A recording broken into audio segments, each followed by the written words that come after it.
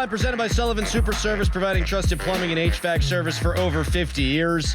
We're joined now by Ray Fittipaldo of the Post-Gazette, our Steelers insider, and he's brought to us by Western PA injury attorneys of LGKG.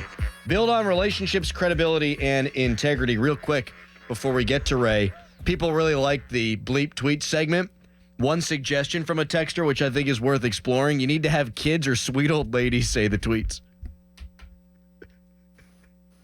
Yeah, maybe we'll have our kids do it. That would be sick. Sister Jean, some 96-year-old lady, R.I.P. grandma, reading the tweets. She would have been perfect. Yep. Miss her every day. Man.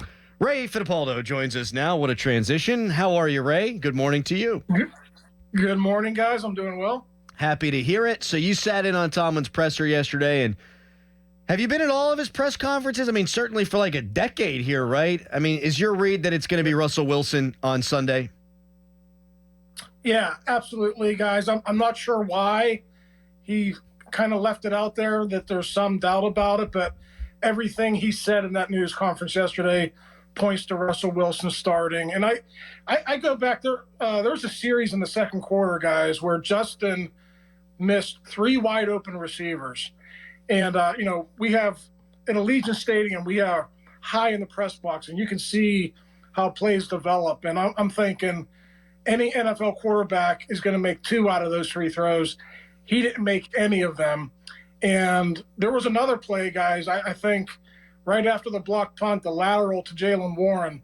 I mean, that play just cannot happen. So I think Mike and Arthur probably took a look at those plays and, the slow starts, and I think they probably came to the determination that it was time to give Russ a shot. Do you think we will still see Fields? Do you think he's just holding a clipboard and he has his helmet off and he's the true backup quarterback, or will he be a part of this offense on Sunday?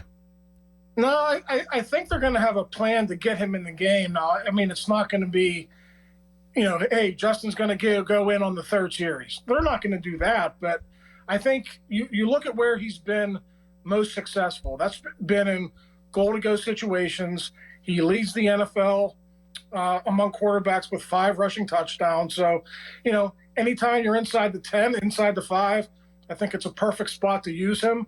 It's probably going to be week to week, opponent to opponent, to see how these matchups go. But I do think we'll see Justin on the field again. I'm not sure if it's going to happen every game, but I do think it'll happen.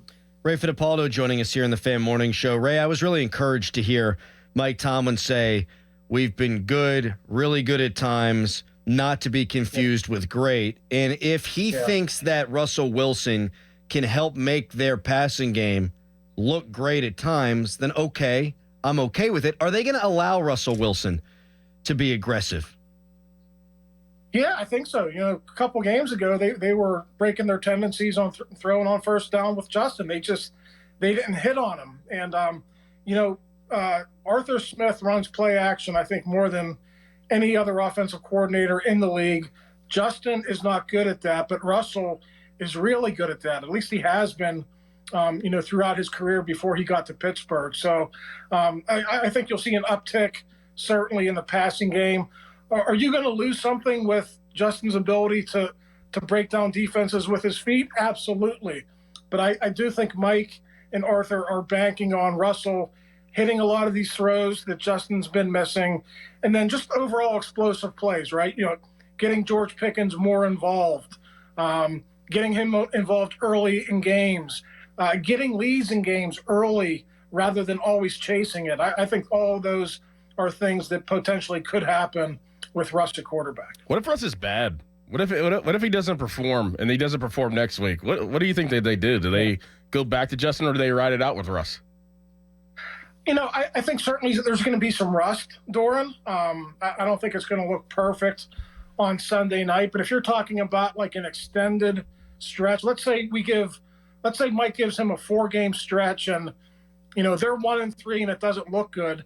I mean, listen, Justin has proven that they can win with him at quarterback. I think they could go back to him without any issue. But as long as Russ's calf doesn't give him any issues, I think Russ is going to be able to operate within this offense and have some success with his passing game. Obviously, the receiver room is still an issue, but Arthur has gotten it done before in Tennessee with a lot of tight ends. I mean, if you guys watch that Raiders game, I mean, 2 tight end personnel was their base offense in that game. I think Pat was in there like 89% of the snaps, and Darnell was in there like 75% of the snaps. I mean, even Connor Hayward was like up around 35-40%. They ran more 3 tight personnel than 3 receiver personnel in that game. So he's very comfortable doing that. I think there are ways for him to get around the lack of talent at the receiver position. Speaking of wide receivers, Ray, what is your understanding on this whole Davante Adams thing? Was it simply he wanted to go to the Jets and the Steelers may well have been willing to pay that asking price? Would the Steelers have gone there if he would have wanted to be here?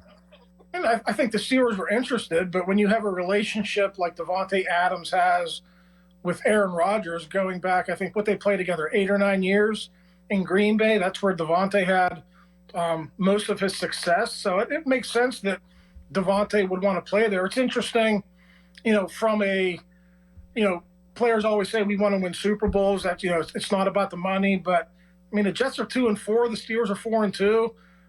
There's time for the Jets to turn it around, but there's a lot of chaos going on up there. So sometimes it's not about winning. Sometimes it's just about a comfort level and putting up stats for your next contract. And I think that's probably where Davante is right now. Will the Steelers trade for a receiver before the deadline?